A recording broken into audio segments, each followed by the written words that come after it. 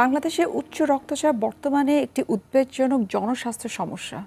সর্বশেষ তথ্য এবং সমীক্ষা অনুযায়ী বলা হচ্ছে যে 18 বছরের ঊর্ধ্বের জনগোষ্ঠীর মধ্যে অর্থাৎ প্রায় 27%-এরও অধিক সংখ্যক মানুষ, আমরা যদি সংখ্যায় বলি প্রায় 3 কোটি মানুষ উচ্চ রক্তচাপ বা হাইপারটেনশনে ভুগছে। আজ আমরা এই উচ্চ রক্তচাপ, হাইপারটেনশন এবং তার সাথে সম্পৃক্ত হৃদরোগ নিয়ে বিস্তারিত আলোচনা করার চেষ্টা করব। দর্শক, আপনাদের সবাইকে আমন্ত্রণ জানাচ্ছি আরটিভি স্বাস্থ্য বিষয়ক নিয়মিত আয়োজন মেডিক্যাফে পাওয়ার্ড বাই নেভিয়ান। আপনাদের সাথে আছি আমি নুসরাত দীপা। আমাদের আজকের আলোচ্য বিষয় হচ্ছে উচ্চ রক্তচাপ এবং তার সাথে সম্পর্কিত হৃদরোগ। আর এই গুরুত্বপূর্ণ বিষয়টি নিয়ে কথা বলার জন্য আজ আমাদের সঙ্গে স্টুডিওতে উপস্থিত রয়েছেন অধ্যাপক ডক্টর সোলাইমান হোসেন, অধ্যাপক ও বিভাগীয় প্রধান হৃদরোগ বিভাগ, Enam medical college and hospital, Savar. ধন্যবাদ। স্যার, আপনাকে স্বাগত জানাচ্ছি আমাদের আজকের অনুষ্ঠানে। ধন্যবাদ আপনাকে। যেটি স্যার প্রথমেই বলছিলাম যে সর্বশেষ তথ্য এবং সমীক্ষা কিন্তু বলছে যে বাংলাদেশের মোট জনগোষ্ঠীর প্রায় 3 কোটি মানুষ হাইপারটেনশনে ভুগছে এবং আমরা যতটুকু জানি যে হাইপারটেনশন যাদের থাকে একটা না একটা সময় কিন্তু সেটা হৃদরোগের দিকে কিন্তু টার্ন করে। আপনার কাছে একটু জানবো যে বর্তমানে এই যে সিনারিওটা তৈরি হয়েছে এর পেছনে আসলে মূল কারণটাকে আমরা কি মনে করতে পারি? ধন্যবাদ। যদি আপনি সারা বিশ্বের দিকে তাকান, তার সাথে তাল মিলিয়ে আমরা বলি যে হাইপারটেনশন একটা অসুখ, যে অসুখের সত্যিকার অর্থে আপনি যেই সংখ্যাটা বলেছেন, সারা দুনিয়া এটা একটা এস্টাবলিশড একটা কথা যে 50% অফ হাইপারটেনসিভ ইন্ডিভিজুয়ালস যাদের উচ্চ রক্তচাপ, তাদের 50 ভাগ সাধারণত ধরা পড়ে, 50 ভাগই ধরা পড়ে না। এই 50 ভাগ যারা ধরা পড়ে, সেই 50 ভাগেরও 50 ভাগ হচ্ছে চিকিৎসা নেয়। যারা চিকিৎসা নেয় তাদেরও 50 ভাগ কন্ট্রোলে থাকে, আর 50 ভাগ কন্ট্রোলে থাকে না। বয়স বাড়ার সাথে সাথে আমাদের ব্লাড প্রেশার বাড়ার বা উচ্চ রক্তচাপ বাড়ার প্রবণতাটা বেড়ে যায়। জি। এর সাথে কারণ হলো যে আমরা যদি বলি যে 18 বছরের উপরে থেকে শুরু করে যদি আমরা বলি যে সাধারণত 1/4 অফ দ্য পপুলেশন, এরপরে হচ্ছে যদি দেখা যায় বয়স 60-এর উপরে গেলে দেখা যায় যে হাফ অফ দ্য পপুলেশন উচ্চ রক্তচাপে ভোগে। উচ্চ রক্তচাপ এর ফলে সাধারণত আমাদের কাছে রোগীরা আসে না। রোগীরা আসে উচ্চ রক্তচাপের কারণে যে সমস্ত জটিলতা হয় সেই জটিলতার কারণে। তার মূল জটিলতা হচ্ছে স্ট্রোক, এর সাথে হার্ট অ্যাটাক, চোখের সমস্যা, কিডনির সমস্যা এবং রক্তনালীর সমস্যা। এই সমস্ত সমস্যাগুলোর একটা পুঞ্জীভূত সমস্যা নিয়েই যখন আমাদের কাছে আসে তখন আমরা ধরা পড়ে যে আসলে এর কারণ হয়তো উচ্চ রক্তচাপ। আমাদের দেশে কিন্তু আমরা অধিকাংশ ক্ষেত্রে দেখেছি যাদের পরিবারে বাবা মা দাদা দাদি তাদের হয়তো হাইপারটেনশন রয়েছে এবং পরবর্তী যে জেনারেশন তাদেরও তো চান্সেসটা অনেক বেশি থাকে। আমরা তো বংশগত রোগেই বলতে পারি। তাদের ক্ষেত্রে একটা বদ্ধমূল ধারণা যে আমি আমার হেলদি লাইফস্টাইল আমি মেনটেন করি বা না করি আমার তো হাইপারটেনশন থাকবে, বা হাইপারটেনশন যখন ধরা পড়ে তারপরও কিন্তু একটা সুশৃঙ্খল জীবনযাপন করা যেটা সেদিকেও কিন্তু তাদের খুব একটা ওই ব্যাপারে তারা সচেতন থাকেন। এই বিষয়ে তাদের প্রতি আপনার আসলে মেসেজটা কি, যে কতটুকু সচেতন হওয়া উচিত? যদি আমরা উচ্চ রক্তচাপের কারণ দেখতে চাই, দেখা যাচ্ছে যে 90 থেকে 95% উচ্চ রক্তচাপের কারণ জানা যায়নি। আচ্ছা। এটাকে আমরা বলি যে ইডিওপ্যাথিক বা প্রাইমারি বা এসেনশিয়াল হাইপারটেনশন। আচ্ছা। 5 to 10% ক্ষেত্রে উচ্চ রক্তচাপের কারণগুলো জানা গিয়েছে। যেগুলো কারণ জানা গেছে তার মধ্যে হচ্ছে আপনার অনেকগুলো কারণ, যেমন আমরা বলি যে স্লিপ অ্যাপনিয়া, স্থূলতা মানে ওবেসিটি, অ্যালকোহল ইনটেক, কিছু ড্রাগস, তারপরে হচ্ছে কিছু এন্ডোক্রাইন অসুখ, কিছু কিডনিজনিত অসুখ। এই অসুখগুলোর কারণে সাধারণত যে সমস্ত কারণগুলো জানা গেছে সেগুলো। আর যে মেজর যে পোর্শনটা 90 থেকে 95 ভাগ যেই পোর্শন জানা যায় না যে কারণগুলো কি, এরও একটা বেশিরভাগ পোর্শনই আসলে পারিবারিক সমস্যা। আচ্ছা। বয়স বাড়ার সাথে সাথে কিছু কিছু ফ্যামিলিতে দেখবেন যে তাদের ফ্যামিলিতে এই উচ্চ রক্তচাপের প্রবণতাটা একটু বেশি। তাদের জন্য হচ্ছে পরামর্শ হচ্ছে যে আগে থেকেই এগুলো ডিটেক্ট করা, নিয়মিত ফলো আপে আসা। নিয়মিত ফলো আপ করলে ধরা পড়লে, এবং উচ্চ রক্তচাপ মাপার ক্ষেত্রে কিছু পদ্ধতি মেনটেন করতে হয়। যে পদ্ধতির মধ্যে হচ্ছে যে সঠিকভাবে, এই জন্যেই এর বিশ্ব স্বাস্থ্য সংস্থা এবং ইন্টারন্যাশনাল সোসাইটি অফ হাইপারটেনশন উচ্চ রক্তচাপকে মার্কিং করা বা লেবেল করার জন্য তারা বারবার তাগাদা দিয়ে আসছে। এটা আমাদের দেশের বিভিন্ন অ্যাওয়ারনেস আমরা বিভিন্নভাবে তৈরি করার চেষ্টা করি যে কীভাবে সঠিকভাবে উচ্চ রক্তচাপ মাপতে হয়। এটার একটা বড় ধরনের ফেলাসি আমাদের দেশে আছে। যেমন আমাদের দেশে সেই রকম ট্রেইনড যারা আছে তাদের কাছ থেকে আসে না। হয়তো দেখা গেলো যে কাছাকাছি কেউ আছে, তার কোনো ট্রেনিং নাই, তার কাছে গেলেও উচ্চ রক্তচাপ থাকাকালীন সময়েও সেটা ধরা পড়ে না। এই জন্য প্রাথমিকভাবে যদি কোনো দেখা যায় যে কোনো ফ্যামিলিতে বা কোনো পরিবারে উচ্চ রক্তচাপের প্রবণতা থাকে, তাদেরকে আমি বলবো যে একজন কোয়ালিফাইড ডক্টরের কাছে গিয়ে উচ্চ রক্তচাপের এই মাত্রাটা মাঝে মধ্যে মেপে সেটাকে একটা লেবেলিং করা এবং সেই অনুযায়ী জীবনযাপনের জন্য বলতে গেলে বলতে হবে যে স্ট্রেস হচ্ছে আমি আমাদের দেশে সবচেয়ে জীবনযাপন বেশি। সম্পর্কে জানার চেষ্টা করব আপনার কাছ থেকে, তবে তার আগে আপনি মেজারমেন্ট যেটা নিয়ে বলছিলেন, এটা নিয়ে কিন্তু আসলে আমার মনে হয় আমাদের দেশের মানুষের অনেক সচেতন হওয়া উচিত। আপনি যেমনটি বলছিলেন যে ডাক্তারের কাছে যেই প্রেশারটা মাপা উচিত, কিন্তু অধিকাংশ ক্ষেত্রে আমরা যেটা করি ফার্মেসিতে যে যিনি ওষুধ বিক্রি করছেন জি জি তার কাছে যে আমরা প্রেশার মাপছি, অথবা বাসায় দেখা যায় যে ডিজিটাল মেশিন ইউজ করছে, এটা তো সাময়িকভাবে হয়তো বা আমাদেরকে রিলিফ দিতে পারে, কিন্তু আপনার কাছে আমি একটু জানতে চাই যে ডিজিটাল মেশিনে মাপাটা আসলে কতটুকু যুক্তিসঙ্গত বা অ্যাকচুয়াল মেজারমেন্টটা ওরা দেয় কিনা। এখন আগে যে ব্লাড প্রেশার মাপার জন্য মানে অনেকগুলো টুলস ছিল, সেটা হচ্ছে একটা পারদের যেটা ছিল সেটা এখন আর ইউজ করা হয় না। আরেকটা হচ্ছে যেটা আমরা অস্কালেটরি মেথডে শুনি, ম্যানুয়াল ম্যানুয়ালি যেটা, আরেকটা হচ্ছে আপনার অটোমেটিক যেটা। অটোমেটিকটা ডেফিনেটলি ভালো দেয়। এগুলোর মধ্যে সবচেয়ে বেশি জরুরি হচ্ছে ক্যালিব্রেশন। ভালো একটা ক্যালিব্রেটেড ব্লাড প্রেশার মাপার মেশিন যদি থাকে তাহলে আপনার খুব ভালো একটা রেজাল্ট দিবে। এবং মাপার ক্ষেত্রে অনেকগুলো প্রিরিকুইজিট আছে। ব্লাড প্রেশার মাপার ক্ষেত্রে একজন মানুষকে কাম অ্যান্ড কোয়াইট একটা এনভায়রনমেন্টে যেতে হবে। তার হাফ অ্যান আওয়ার আগে থেকে কোনো সে চা কফি স্মোকিং করতে পারবে না। এনভায়রনমেন্টটা খুব ভালো থাকতে হবে। যেমন আমি এখন বসেছি পা ক্রস করে, পা যদি ফ্ল্যাট করে বসি তাহলে 2 থেকে 3 কমে যাবে, পা ক্রস করলে 2 থেকে 3 বেড়ে যাবে। পিছনে হেলান দিয়ে ব্যাক সাপোর্ট নিয়ে ব্লাড প্রেশারটা মাপতে হবে। এবং আর্ম সাপোর্টটা, হাতটা একটা স্ট্যান্ডার্ড হার্টের লেভেলে একটা জায়গায় সাপোর্ট থাকতে হবে। এই যে এই প্রিরিকুইজিটগুলো না মেনে এবং ভালো একটা মেশিন যদি না হয় তাহলে ব্লাড প্রেশারের অ্যাকুরেট মেজারমেন্টটা হবে না। আচ্ছা, সেটাই আপনাকে সবসময় একটা মিসগাইড করে যে আসলে সেই পেশেন্টটা আসলে উচ্চ রক্তচাপের রুগী না। সেটা অনেক সেক্ষেত্রে দেখা যায় অনেকেই হয়তো উচ্চ রক্তচাপের রুগী অনেক দিন যাবৎ জানতেছে না, মাপতেছে না, সেক্ষেত্রে পরবর্তীতে এর যে জটিলতাগুলো সেগুলো নিয়ে আমাদের কাছে ধরা পড়ে। একজন চিকিৎসক হিসেবে আপনার আসলে পরামর্শ কি, যখন দেখা যায় রোগীরা হসপিটালে আসেন অথবা চেম্বার বা ক্লিনিকে যখন আসেন তার সাথে সাথে কিন্তু তার ভাইটাল সাইন নেওয়া হয়, এবং দেখা যায় যে অনেক ক্ষেত্রে রোগীরা কিন্তু তখন কিছুটা হাইপার থাকে, অনেকটা রাস্তা পার হয়ে তিনি কিন্তু হসপিটালে আসলেন, কিছুটা তখন কিন্তু স্বাভাবিকভাবেই তার প্রেশার বাড়তি হওয়াটা স্বাভাবিক। এক্ষেত্রে কি আপনার হসপিটাল, আপনি যেখানে প্র্যাকটিস করছেন সেখানে যারা হেলথ কেয়ার প্রোভাইডার রয়েছে তাদেরকে ওরকম করে ইনস্ট্রাকশন দেওয়া আছে যে রোগী আসার সাথে সাথে প্রেশার মাপা যাবে না, যেমনটা আপনি বলছিলেন যে একটা কাম অ্যান্ড কোয়াইট এনভায়রনমেন্টে প্রেশারটা মাপা উচিত? সেক্ষেত্রে হচ্ছে আমরা যেটা করি আর কি, আমাদের ডে টু ডে প্র্যাকটিসে দেখবেন যে আমরা যখন যাদেরকে আমরা উচ্চ রক্তচাপের রুগী বলে ধারণা করি, তারা হয়তো কেউ আগে থেকে একটা চিকিৎসা নিয়ে আসছে, সেগুলো আমরা একটা ভালো হিস্ট্রি নেই, তার যে ইতিহাসগুলো নিয়ে আমরা তখন বুঝতে পারি যে ওনার ব্লাড প্রেশার যে উচ্চ রক্তচাপের যেই ফ্লাকচুয়েশনটা সেটা আমরা কিন্তু বুঝতে পারি।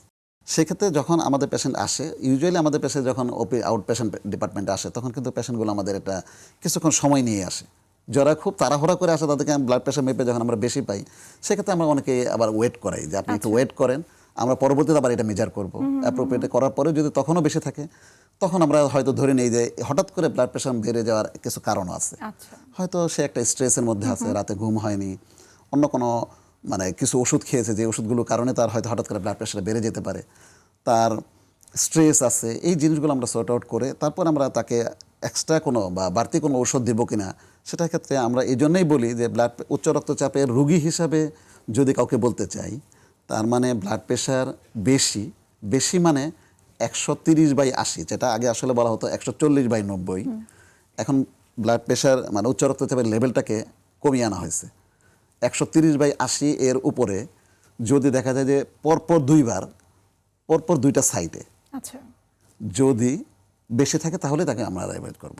আবার একটা লেভেল দিয়েও আমরা তাকে উচ্চ রক্তচাপের রুগী বলতে পারি যদি সেই ব্লাড প্রেশারটা 180/120 উপরে হয় একবার মাপলেই, তাকে আমরা প্রথমভাবেই আমরা ধরে নিব যে সে উচ্চ রক্তচাপের রুগী। তার আপনি হাইপারটেনশন নিয়ে অনেক গুরুত্বপূর্ণ কিছু তথ্য দিলেন যে মেজারমেন্টটা কতটুকু গুরুত্বপূর্ণ। আমরা এই হাইপারটেনশন এবং সেটার সাথে সম্পৃক্ত কি কি ডিজিজ রয়েছে সেগুলো সম্পর্কে আরেকটু বিস্তারিত আপনার কাছ থেকে জানার চেষ্টা করব। একটা বিরতির সময় হয়ে গেছে, আমরা বিরতি নিচ্ছি। দর্শক, আপনারা দেখছেন RTV স্বাস্থ্য বিষয়ক নিয়মিত আয়োজন মেডি ক্যাফে পাওয়ার্ড বাই নেভিয়ান। নিয়ে নিচ্ছি আমরা ছোট্ট একটা বিরতি, আমাদের সঙ্গেই থাকুন।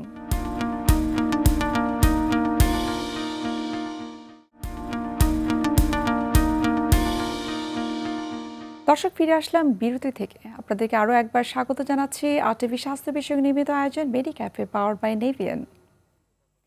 আপনার কাছে এখন একটু জানতে চাইবো যে আমরা তো সবাই জানি যে হাইপারটেনশন বা উচ্চ রক্তচাপ যাদের থাকে এবং সেটা যদি আনকন্ট্রোল থাকে আস্তে আস্তে সেটা কিন্তু কিডনিতে এফেক্ট করে, এবং তার থেকে বড় বিষয় হচ্ছে সব থেকে ইম্পর্টেন্ট আমার কাছে মনে হয় যে কার্ডিয়াক রিলেটেড প্রবলেম হয়। একটু যদি আমাদেরকে বিস্তারিত বলতেন যে উচ্চ রক্তচাপ কিভাবে আসলে কার্ডিয়াক প্রবলেমগুলোকে তৈরি করতে পারে। উচ্চ রক্তচাপের ফলে সাধারণত আমরা বলি যে উচ্চ রক্তচাপ যদি আনকন্ট্রোল থাকে, কন্ট্রোল না থাকে, তাদের হার্ট অ্যাটাকের ঝুঁকি বেড়ে যায়।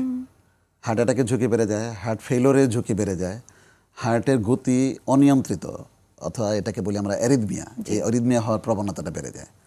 হার্ট অ্যাটাকের ফলে দেখা যায় যে যখনই একটা ব্লাড প্রেশারটা কন্ট্রোল থাকে না, তখন তার হার্ট অ্যাটাক নিয়ে আমাদের কাছে সাধারণত আসে। যখন আগে হয়তো অনেকেই ব্লাড প্রেশার মাপেনি, দেখা গেলো যে হঠাৎ করে আমাদের কাছে হার্ট অ্যাটাক নিয়ে আসলো, তখন আমরা তাকে দেখা গেলো যে তার ব্লাড প্রেশারটা বেশি। এইটা একটা হয়। অনেকের ক্ষেত্রে দেখা যায় অনেকদিন যাবতে হার্ট ফেলিওর মানে উচ্চ রক্তচাপ আছে, কিন্তু সেটা নিয়ন্ত্রিত না। নিয়ন্ত্রিত না থাকার ফলে আমাদের কাছে হার্ট ফেলিওর নিয়ে সাধারণত প্রেজেন্ট করে। এভাবেই হার্টের উচ্চ রক্তচাপ হার্টের নিজের ক্ষেত্রেও এই অসুবিধাগুলো করে। এছাড়া স্ট্রোক, দ্যাট মিনস ব্রেনের স্ট্রোক, চোখের সমস্যা, কিডনির সমস্যা এবং অন্যান্য রক্তগুলোর সমস্যা নিয়েই আমাদের কাছে আসে। এই যে আপনি বলছেন যে হাইপারটেনশন থেকে অনেক ধরনের রোগ হতে পারে, আপনি মেজর কয়েকটা ডিজিজের কথা বললেন। যখন একজন রোগীর হাইপারটেনশন হলো, আপনারা মেডিসিন প্রেসক্রাইব করলেন, কিন্তু অধিকাংশ ক্ষেত্রে দেখা যায় তারা ওষুধটাকে ইরেগুলারভাবে গ্রহণ করছেন, এবং কারো কারো ক্ষেত্রে দেখা যায় প্রেশার যখন কন্ট্রোলে চলে আসে তারা ডাক্তারের পরামর্শ ছাড়াই কিন্তু ওষুধ খাওয়াটাকে বন্ধ করে দেয়। এই বিষয়ে আপনার মতামত কি? যেহেতু 50% হচ্ছে ডায়াগনোসিস হয়, 50 ভাগ হচ্ছে চিকিৎসা নেয়, 50 ভাগ চিকিৎসা কন্ট্রোল থাকে, 50 ভাগ আনকন্ট্রোল থাকে। এদের আসলে বেশিরভাগ ক্ষেত্রেই হচ্ছে নিয়মিত ঔষধ সেবন না করা। এই জন্যে আমাদের দেশের প্রসপেক্টে হচ্ছে যে যারা শিক্ষিত গ্রুপ তারাও কিন্তু অনেক সময় এরকম করে। অশিক্ষিতদের যারা কম শিক্ষিত তাদেরও ক্ষেত্রে সংখ্যাটা বেশি, কিন্তু যারা খুব বেশি শিক্ষিত তারাও কিন্তু এই ধরনের সমস্যাটা করে আমাদের কাছে আসে। সেক্ষেত্রে আমাদের আসলে ভালোভাবে কাউন্সেলিং করা যে এই উচ্চ রক্তচাপ ঠিকমতো নিয়ন্ত্রিত না হলে তার কী কী সমস্যা হতে পারে সেটা যদি আমরা আসলে বুঝিয়ে বলতে পারি, অনেক ক্ষেত্রেই বুঝিয়ে বললে তারা অনেকেই এটা মেনে নেয় এবং নিয়মিত মানে ফলো আপে আসে।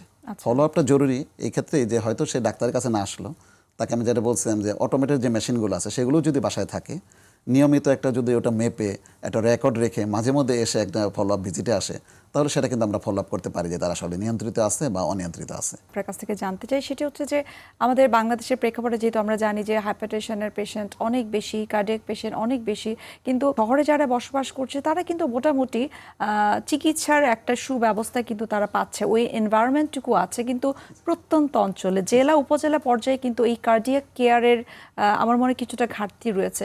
এই বিষয়ে আপনি কি বলবেন যে স্বাস্থ্য অধিদপ্তরের এই বিষয়ে আরো কতটুকু সচেতন হওয়া উচিত? শহরের চেয়ে গ্রামের মানুষের আসলে আরেকটা জিনিস, সেটা হচ্ছে উচ্চ রক্তচাপের প্রবণতা কিন্তু গ্রামের মানুষের কম।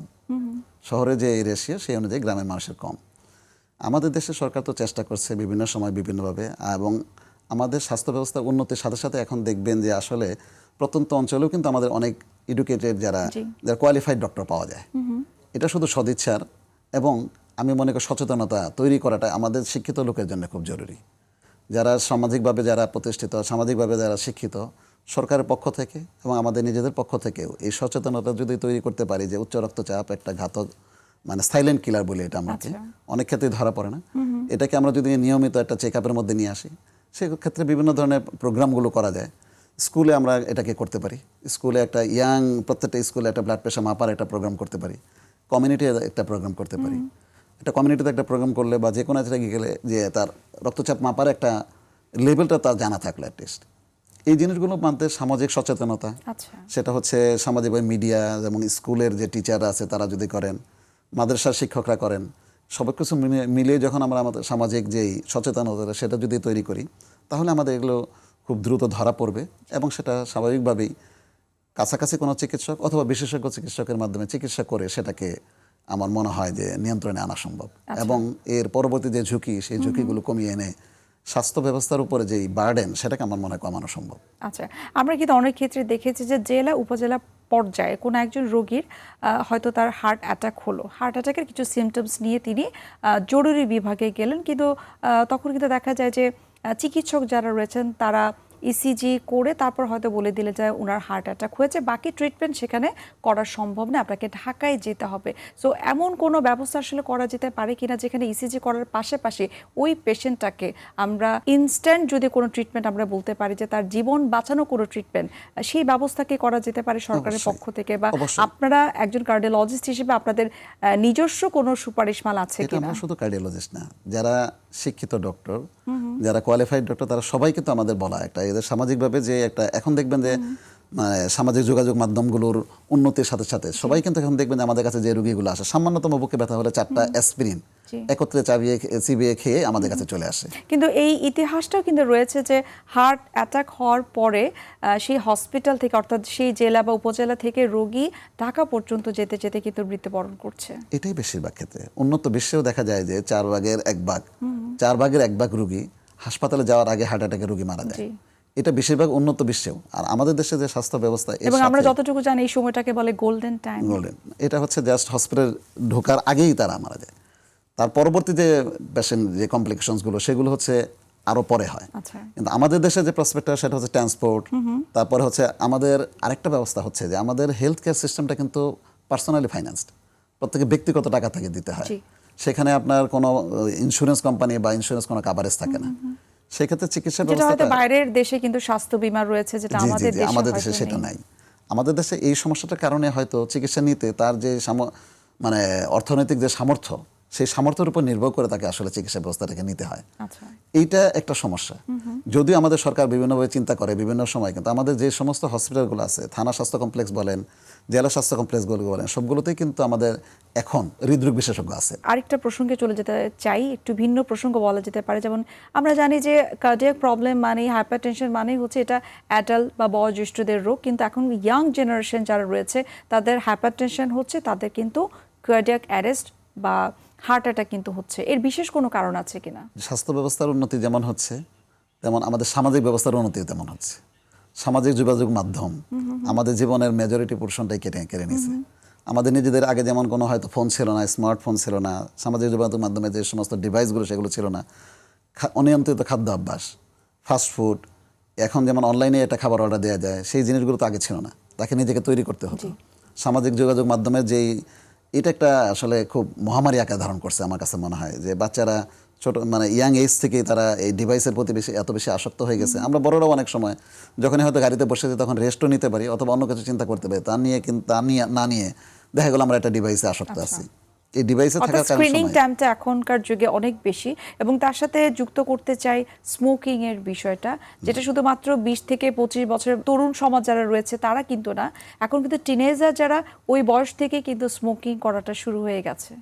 সেটা মানে স্মোকিং বলেন, খাদ্যাভ্যাসের মধ্যে ফাস্টফুড, প্রসেসড ফুডগুলো বেশিরভাগ সময়ই, এগুলো সবগুলোই, এবং অতিরিক্ত লবণ জাতীয় খাবার, এই লবণ জাতীয় খাবারগুলো কিন্তু আমাদের এই ব্লাড প্রেশার বাড়ায় এবং পরবর্তীতে যে জটিলতা সেগুলোর জন্য। তার অনুষ্ঠান একেবারে শেষ পর্যায়ে চলে এসেছে। আমার মনে হয় আজকের অনুষ্ঠানের মাধ্যমে আমরা ওভারঅল হাইপারটেনশন এবং তার সাথে অ্যাসোসিয়েটেড যে ধরনের ডিজিজগুলো রয়েছে, বিশেষ করে কার্ডিয়াক প্রবলেম, সে সম্পর্কে আপনি সঠিক এবং স্পষ্টত কিছু ধারণা দিয়েছেন। ধন্যবাদ আপনাকে। দর্শক, এতক্ষণ আপনারা দেখছিলেন RTV স্বাস্থ্য বিষয়ক নিয়মিত আয়োজন মেডিক্যাফে পাওয়ার্ড বাই নেভিয়ান। আজ আমরা এখানে শেষ করছি, দেখা হবে আগামী পর্বে। সে পর্যন্ত আপনারা সবাই ভালো থাকুন, সুস্থ থাকুন। আল্লাহ হাফেজ।